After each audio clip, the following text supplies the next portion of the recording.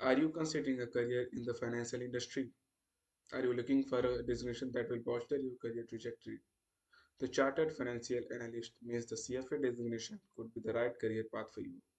So hello guys, मैं हूं ऋतिक कुमार और आपका एक बार फिर से बहुत बहुत स्वागत है हमारे इस YouTube चैनल चार्टर्ड यूनिवर्स में.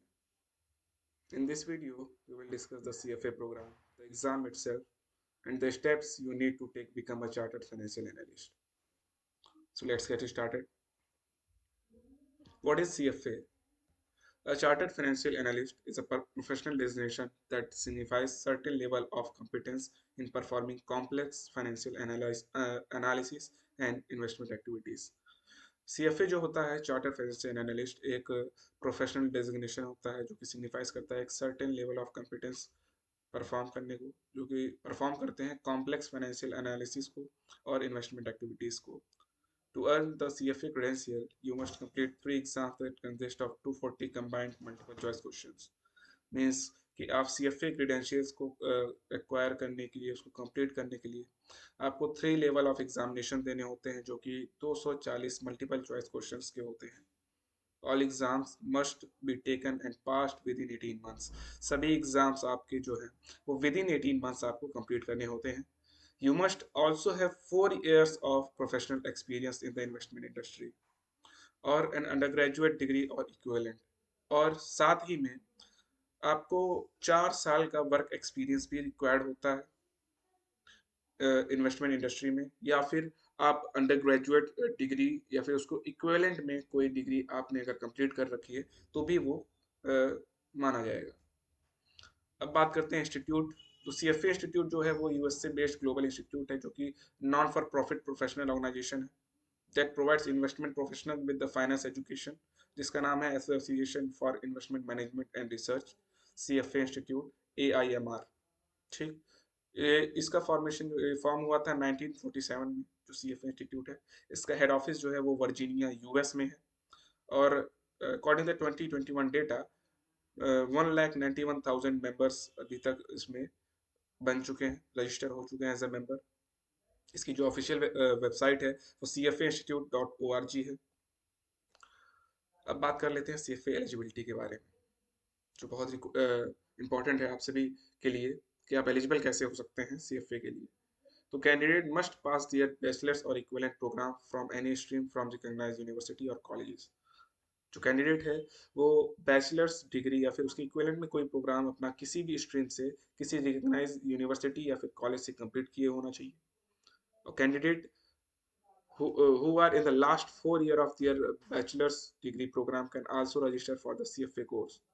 मतलब कि लास्ट ईयर में हो अपने बैचलर्स डिग्री प्रोग्राम में, मीन्स कि कोई भी ग्रेजुएशन में या फिर कोई उसके इक्विवेलेंट में कोई किसी कोर्स में वो इनरोल है उसके लास्ट ईयर में है तो भी वो CFA कोर्स में रजिस्टर कर सकता है. लेकिन candidate must complete their bachelor's course prior to the date of registering for CFA level 2 exam. जो कैंडिडेट है उसको अपनी बैचलर डिग्री कंप्लीट करनी होगी CFA लेवल 2 एग्जाम में रजिस्टर करने से पहले. Candidate must have a minimum work experience of 4,000 hours or a combination of 4,000 hour of work experience or higher education acquired over a minimum period of 3 subsequential year before registering for the level 1 exam. मतलब जो candidate है minimum 4,000 घंटे का work experience उसको लेना होता है. ठीक है. कम्बिनेशन ऑफ या फिर कम्बिनेशन ऑफ 4,000 घंटा और higher education acquired over a minimum period of 3 subsequential year. ठीक है. 3 सब्सिक्वेंशियल ईयर में मतलब सब्सिक्वेंट ईयर में पिछले 3 साल में उसने साथ में 4,000 घंटे का वर्क एक्सपीरियंस लिया हो और साथ ही में कोई हायर एजुकेशन ली हो. नेक्स्ट है an interesting CFA requirement is that those who are doing internship और आर्टिकलशिप और have their own business will also be counted as work experience. CFA में एक बहुत इंटरेस्टिंग चीज़ है जो आप सभी के लिए बहुत हेल्पफुल हो सकती है कि अगर आपने इंटर्नशिप कर रखा है या फिर आर्टिकलशिप कर रखा है या फिर आपका खुद का भी कोई बिजनेस है वो भी as a work experience count होगा. On the basis you are able to show that you are a paid for this. लेकिन आपको ये शो करना होगा कि आप उसके लिए पे किए गए हैं. The work experience need not in the field of investment market, but the candidate must demonstrate the following skills.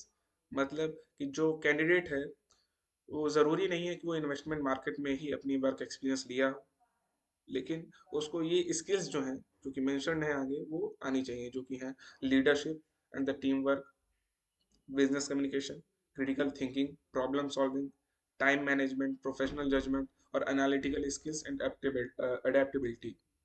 Okay, तो ज़रूरी नहीं है कि वो इन्वेस्टमेंट फील्ड में ही या फिर इन्वेस्टमेंट मार्केट में फाइनेंस रिलेटेड ही वो अपने सारे वर्क एक्सपीरियंस लिया हो, लेकिन उसको ये सब चीज़ें जो है वो आनी ज़रूरी है। अब बात करते हैं another C F A requirement is that the candidate must have international passport.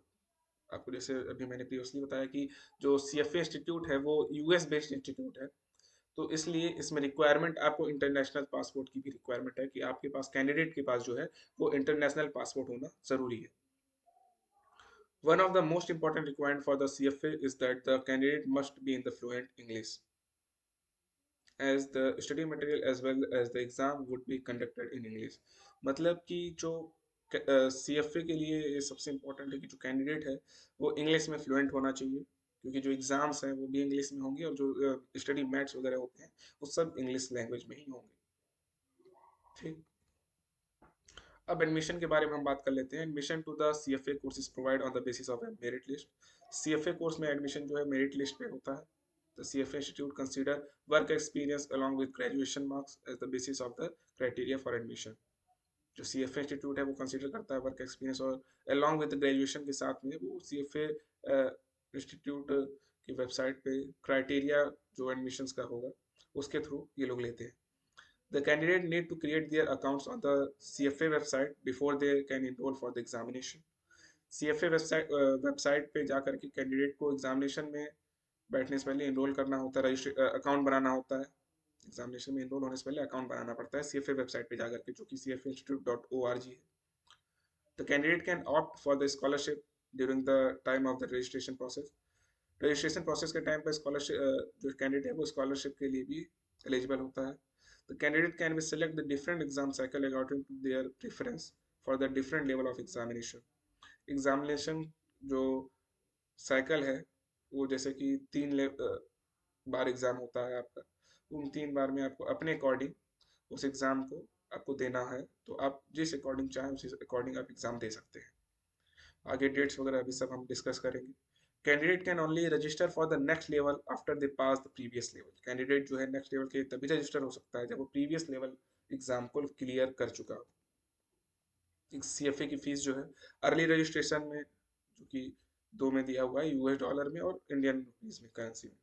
Early registration आपका $900 है, जो कि अप्रॉक्स 69,660 इंडियन रुपीज होगा।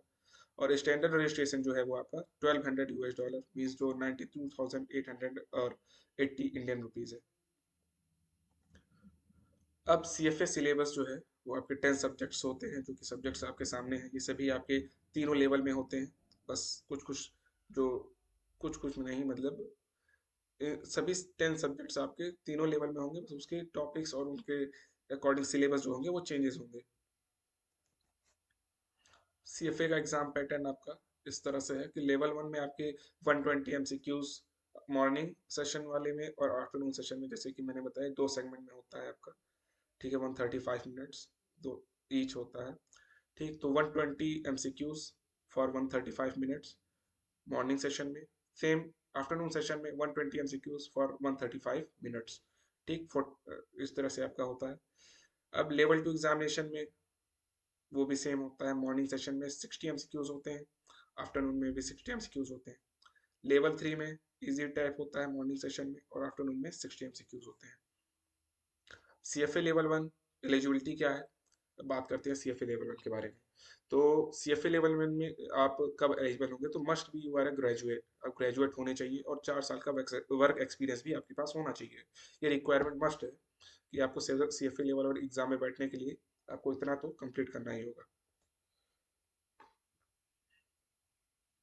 अब स्टडी आवर्स जो है वो आपका मिनिमम 303 आवर्स का होना चाहिए। ये CFA इंस्टीट्यूट के द्वारा ही रिकमेंडेड है। अब एग्जाम डेट्स जो है, आने वाली एग्जाम डेट्स आपके सामने है, जो कि फेब में होने वाले एग्जाम जो है 14 to 20 में फेब में है। मई वाले एग्जाम जो है 16 to 22 में के बीच में है। और अगस्त जो है अगस्त वाले एग्जाम्स 22 to 28 में, और नवंबर के 11 to 17, ये एग्जाम डेट्स हैं आपकी 2023 में। रजिस्ट्रेशन फीस जो है वो आपकी 46,000 है CFA लेवल 1 की। एग्जाम पैटर्न जैसे कि मैंने बताया 2 सेगमेंट्स में होते हैं, 135 मिनट्स ईच।